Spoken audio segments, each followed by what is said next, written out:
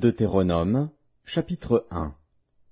Voici les paroles que Moïse adressa à tout Israël, de l'autre côté du Jourdain, dans le désert, dans la plaine, vis-à-vis de Suph, entre Paran, Tophel, Laban, Hatséroth et Dibzahab.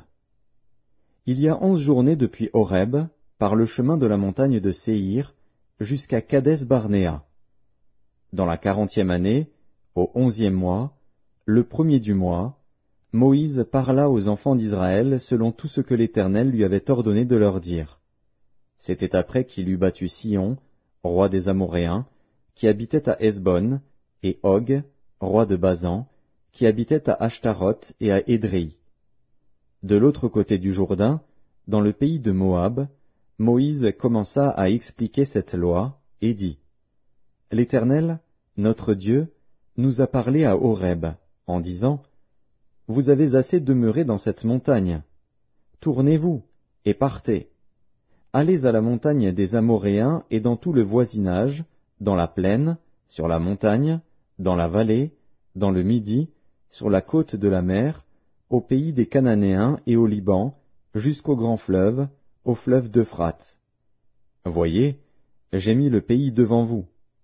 Allez, et prenez possession du pays que l'Éternel a juré à vos pères, Abraham, Isaac et Jacob, de donner à eux et à leur postérité après eux. Dans ce temps-là, je vous dis, je ne puis pas, à moi seul, vous porter. L'Éternel, votre Dieu, vous a multiplié, et vous êtes aujourd'hui aussi nombreux que les étoiles du ciel.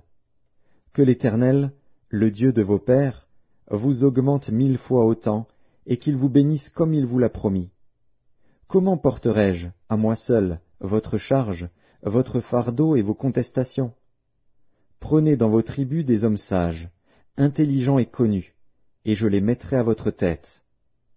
Vous me répondîtes, en disant, « Ce que tu proposes de faire est une bonne chose. » Je pris alors les chefs de vos tribus, des hommes sages et connus, et je les mis à votre tête comme chefs de 1000, chefs de 100, chefs de 50 et chefs de 10, et comme ayant autorité dans vos tribus. Je donnais, dans le même temps, cet ordre à vos juges, écoutez vos frères, et jugez selon la justice les différends de chacun avec son frère ou avec l'étranger. Vous n'aurez point égard à l'apparence des personnes dans vos jugements. Vous écouterez le petit comme le grand, vous ne craindrez aucun homme, car c'est Dieu qui rend la justice. Et lorsque vous trouverez une cause trop difficile, vous la porterez devant moi, pour que je l'entende. C'est ainsi que je vous prescrivis, dans ce temps-là, tout ce que vous aviez à faire. Nous partîmes d'Horeb, et nous parcourûmes en entier ce grand et affreux désert que vous avez vu. Nous prîmes le chemin de la montagne des Amoréens, comme l'Éternel, notre Dieu, nous l'avait ordonné, et nous arrivâmes à Kadès-Barnéa. Je vous dis, vous êtes arrivés à la montagne des Amoréens, que l'Éternel, notre Dieu, nous donne. Vois, l'Éternel, ton Dieu, met le pays devant toi. Monte, prends-en possession, comme te l'a dit l'Éternel, le Dieu de tes pères. Ne crains point, et ne t'effraie point. Vous vous approchâtes tous de moi, et vous dites, envoyons des hommes devant nous, pour explorer le pays, et pour nous faire un rapport sur le chemin par lequel nous y monterons et sur les villes où nous arriverons. Cet avis me parut bon. Et je pris 12 hommes parmi vous, un homme par tribu. Ils partirent, traversèrent la montagne, et arrivèrent jusqu'à la vallée d'Eshcol, qu'ils explorèrent. Ils prirent dans leurs mains des fruits du pays, et nous les présentèrent. Ils nous firent un rapport, et dirent, « C'est un bon pays, que l'Éternel, notre Dieu, nous donne. » Mais vous ne voulûtes point y monter, et vous fûtes rebelles à l'ordre de l'Éternel, votre Dieu. Vous murmurâtes dans vos tentes, et vous dites, « C'est parce que l'Éternel nous hait, qu'il nous a fait sortir du pays d'Égypte, afin de nous livrer entre les mains des Amoréens et de nous détruire. Où monterions-nous? Nos frères nous ont fait perdre courage, en disant, « C'est un peuple plus grand et de plus haute taille que nous. Ce sont des villes grandes et fortifiées jusqu'au ciel. Nous y avons même vu des enfants d'Anak. » Je vous dis, ne vous épouvantez pas, et n'ayez pas peur d'eux. L'Éternel, votre Dieu, qui marche devant vous, combattra lui-même pour vous, selon tout ce qu'il a fait pour vous sous vos yeux en Égypte, puis au désert, où tu as vu que l'Éternel, ton Dieu, t'a porté comme un homme porte son fils, pendant toute la route que vous avez faite jusqu'à votre arrivée en ce lieu. Malgré cela, vous n'eûtes point confiance en l'Éternel, votre Dieu, qui allait devant vous sur la route pour vous chercher un lieu de campement, la nuit dans un feu afin de vous montrer le chemin où vous deviez marcher, et le jour dans une nuée. L'Éternel entendit le bruit de vos paroles. Il s'irrita, et jura, en disant, « Aucun des hommes de cette génération méchante ne verra le bon pays que j'ai juré de donner à vos pères, excepté Caleb, fils de Jéphuné.